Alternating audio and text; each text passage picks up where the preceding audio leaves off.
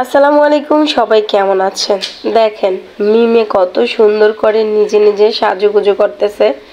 মিম অনেক বেশি সাজুগুজু করতে পছন্দ করে আর নিজেরা অনেক বেশি সুন্দর মনে করে। এমনিতে সে অনেক সুন্দর, কিন্তু তারপরে একটু বেশি মনে করে আর কি। মনে করে সেই নিজে নিজে অনেক বেশি সুন্দর আর অনেক সুন্দর করে মেকআপ করতে পারে। সে অনেক সুন্দর করে মেকআপ করছে আর দেখেন কি পোজ পাস দিতেছে, লাল লাল লিপস্টিক দিছে। আর খাটের উপরে তার মেকআপের যাবতীয় প্রসাধনী সব রাইখা দেখেন বুড়োটা শুদ্ধ আশ্রয়তেছে। এরকম সাজ কি আপনারা সাজতে পারেন? যদি কেউ পারেন তাহলে কমেন্টে জানায়, না পারলেও বললেন, মিমে যায় সাজাই দিয়ে আসবো। তো তারপরে আমরা রেডি টেডি হয়ে একদম পুরো রেডি। বড় আপু, আমার মেয়ে, আমি, তারপরে ভাগ্নি, ভাগিনা, ভাইয়ের বউ সবাই মিল্লা, যারা তো ভাইয়ের বউ, আপুরা, যারা তো আপুরা, যারা তো আপুর মেয়েরা সবাই মিলে আমরা মেলাতে চলে গেলাম। তো মেলাতে প্রথমে যাইয়েই আমরা আইসক্রিম খাইতেছি, কারণ অনেক বেশি গরম ছিল আর আমি অনেক বেশি অসুস্থ।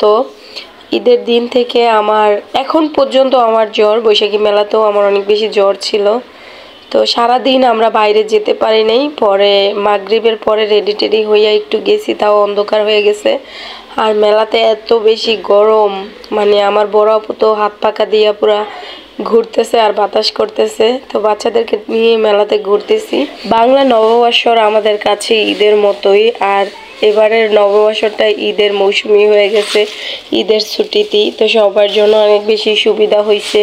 মেলাতে যাব আর মিষ্টি জাতীয় খাবার খাবো না, এটা তো হয় না। তো আমরা মিষ্টি, জিলাপি এগুলা কিনে নিয়ে তারপরে চুড়ির দোকানে চলে আসছি। তো এখান থেকে মায়ের জন্য চুড়ি কিনে নিলাম আর আমার ভাইয়ের শাশুড়ির জন্য চুড়ি কিনে নিলাম। এখন নিজের জন্য দেখতেছি।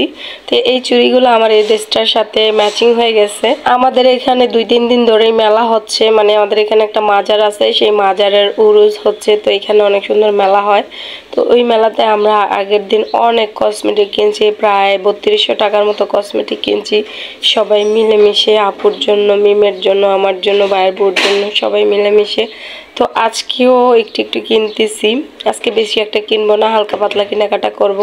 আর এটা হচ্ছে আমার জ্যাঠাতো ভাইয়ের মেয়ে, খুব সুন্দর দেখতে আর কত সুন্দর করে সাজুগুজু করে আসছে। আর এখন বোনের জন্য বোনের চুড়ি দেখতেছিল, কিন্তু ওর হাতে লাগতেছিল না, তাই ও আর নিতে পারে নাই। আর এগুলা ভাইয়ের বউর জন্য নিছে।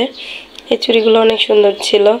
আর এইদিকে সুরভি একা একা দাঁড়ায় রয়েছে, একবার এইদিকে তাকায় ওইদিকে তাকায় আর ফ্যানের বাতাস খায়, অনেক বেশি গরম।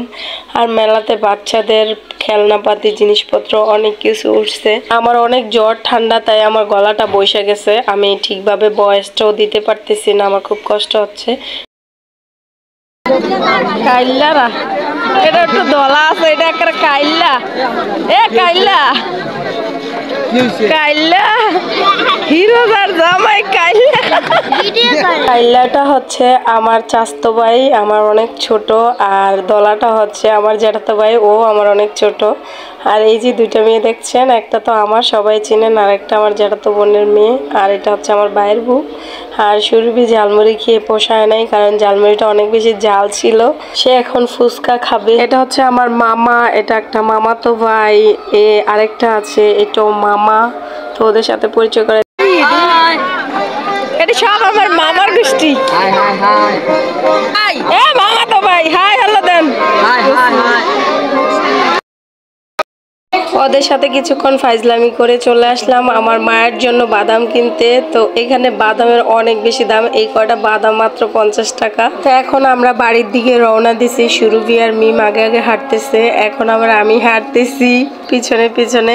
তো এগুলা আবার আমার বড় আপু ভিডিও করতেছিল, বলতেছিল তোর অনেক সুন্দর লাগতেছে, কিন্তু রাত্রে করে তো এই জন্য ভালো দেখা যাচ্ছে না, অন্ধকারের মধ্যে এক টুকরো অন্ধকার, মানে অন্ধকারের মধ্যে আরেকটু অন্ধকার। আমি তো এমনিতেই কালো, তাই তো ভাবলাম বোন যেহেতু ভিডিও করতেছে, তো আমি একটু পোস্ট দিয়ে হাঁটাহাঁটি করি, তো সেই জন্য এভাবে হাঁটতেছি।